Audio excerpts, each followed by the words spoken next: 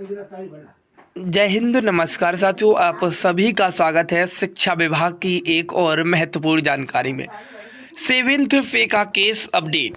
BPSC शिक्षकों के लिए आज अहम दिन था। 9 से 10, 10 से 11 को ही 7th पे का लाभ। 1 से 5 शिक्षकों के साथ न्याय क्या अन्याय हुआ, इस वीडियो में सारा कुछ जानेंगे। वर्तमान में जो पे मैट्रिक्स है वो क्या कैंसिल होगा, साथ ही साथ केस से क्या लाभ, क्या हानि, क्या संभावना की उम्मीद है, इस पर संपूर्ण चर्चा करेंगे इस वीडियो में। चैनल पर नए हैं जरूर सब्सक्राइब करिएगा। साथियों, सबसे पहला सवाल आखिर शिक्षकों के जो मन में है वो कई दिनों से है। बीपीएससी से नियुक्त शिक्षकों द्वारा दायर याचिका का मुख्य उद्देश्य क्या है। साथियों, बीपीएससी से नियुक्त शिक्षकों द्वारा दायर याचिका का मुख्य उद्देश्य यह है कि उन्हें भी राज्य कैडर के नियमित शिक्षकों की तरह 7वें वेतन आयोग के अनुरूप पे लेवल और ग्रेड पे लेवल का लाभ दिया जाए। वर्तमान में सरकार जो अलग पे मैट्रिक्स लागू किया है उसमें बीपीएससी शिक्षकों को 25,000, 28,000, 31,000 जैसे मूल वेतन दिए जा रहे हैं, जो कि 7वें वेतन आयोग की पूर्ण संरचना के अनुरूप हैं। याचिका के माध्यम से यह मांग की गई है कि बीपीएससी शिक्षक नियमित शिक्षक राज्यकर्मी माने जाएंगे और उन्हें समान कार्य के बदले समान वेतन दिया जाएगा।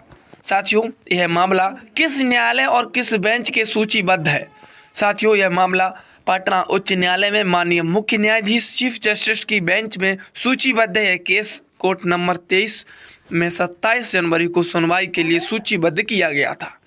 साथियों, किसी भी मामले का चीफ जस्टिस की बेंच में सूचीबद्ध होना यह दर्शाता है कि मामला गंभीर है और बहुत ही महत्वपूर्ण है तथा इसकी सुनवाई प्राथमिकता के आधार पर की जा सकती है।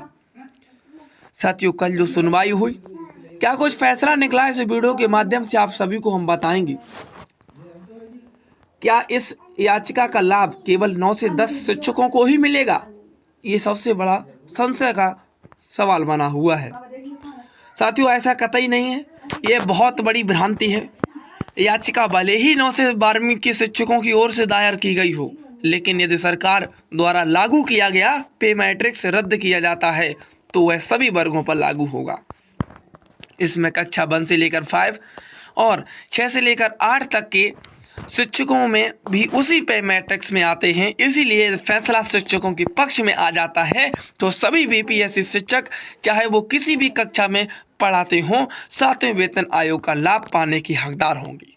यदि जो प्यारे साथियों फैसला है वो शिक्षकों के पक्ष में आता है तो अब सवाल ये उठता है कि आखिर सरकार का वर्तमान वेतन ढांचा क्यों विवाद में है। तो साथियों, सरकार ने बीपीएससी शिक्षकों के लिए 7वें वेतन आयोग की जगह एक अलग पे मैट्रिक्स लागू किया गया है, जिसमें निश्चित मूल वेतन तय किया गया है। यह व्यवस्था नियमित राज्य कैडर शिक्षकों से अलग है, जबकि दोनों समान योग्यता, समान जिम्मेदारी और समान कार्य करते हैं। इसी भेदभाव को चुनौती देते हुए यह मामला न्यायालय में लगा है।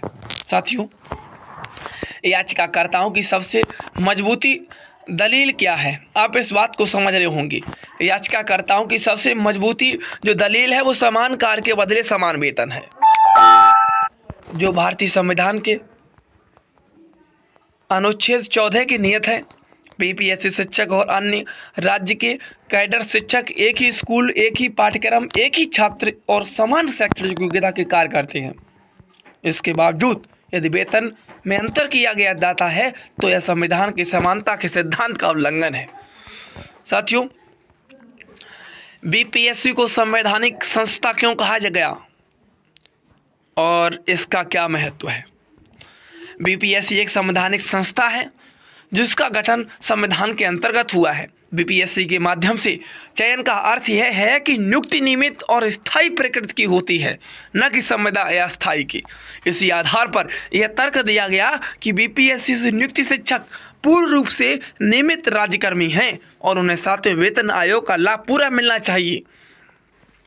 साथियों, आपको बता दूं कि सरकार इस मामले में क्या दलीलें दे सकती है? आपका ये भी सवाल है कि सरकार इस मामले में क्या दलीलें दे सकती है। साथियों, अब ये सवाल मैं आपसे पूछ रहा हूँ कि यदि सरकार जो है उसका फैसला, कोर्ट का फैसला सरकार के पक्ष में आता है तो क्या होगा? मैं बताता हूं साथियों, यदि फैसला सरकार के पक्ष में जाता है तो वर्तमान वेतन संरचना जारी रहेगी। जो वर्तमान वेतन संरचना है वो जारी रहेगी और ऐसी स्थिति में शिक्षक उच्च न्यायालय के निर्णय के विरुद्ध सर्वोच्च न्यायालय का दरवाजा खटखटा सकते हैं। जी हाँ साथियों, यानी न्याय की प्रक्रिया यहीं समाप्त नहीं होगी बल्कि मामला आगे भी जा सकता है। जी हाँ, यदि फैसला प्यारे साथियों सरकार के पक्ष में जाता है तो जो सर्वोच्च न्यायालय का दरवाजा खटखटाया जा सकता है। आखिर शिक्षकों को इस समय क्या सावधानी बरतनी चाहिए? शिक्षकों को किसी प्रकार की अफवाह से बचना चाहिए और केवल न्यायालय के आधिकारिक आदेश पर ही भरोसा रखना चाहिए। अलग अलग गुटों में बंटने के बजाय सभी शिक्षक एकजुट होकर अपनी मांग रखनी चाहिए। ये मैं आप सभी से निवेदन करता हूँ कि आप सभी जो बटे हुए हैं इधर उधर, प्यारे साथियों कृपा करके एक साथ हो जाइएगा, फिर देखिएगा क्या होता है। साथ ही साथ केवल कोर्ट पर निर्भर न रहते हुए सरकार और विभाग के समक्ष भी संवाद माध्यम से अपनी बात मजबूत से रखनी चाहिए। ये सवाल सभी शिक्षकों के मन में है कि आखिर वो शिक्षक जो प्यारे साथियों पहले से वंचित हैं। कई तरह के सवाल शिक्षकों के मन में हैं। अब ये सवाल लगातार शिक्षकों के मन में भी आ रहे हैं कि आखिर याचिकाकर्ताओं को सबसे मजबूत दलील क्यों कहा गया, क्या है?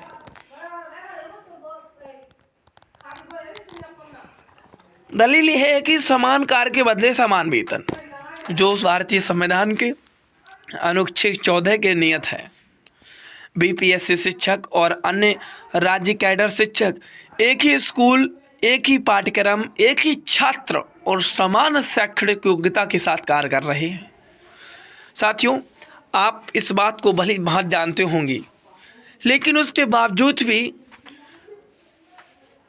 शिक्षकों को वेतन में अंतर किया जाता है, तो यह संविधान के समानता के सिद्धांत का उल्लंघन है। जी हाँ, साफ साफ उल्लंघन किया जा रहा है।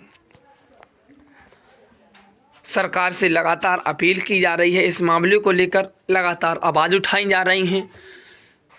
अब जो मामला कोर्ट में पहुंचा है, इस फैसला विपरीत आता है, सरकार के पक्ष में आता है, तो प्यारे साथियों उच्च न्यायालय तक बात पहुंच सकती है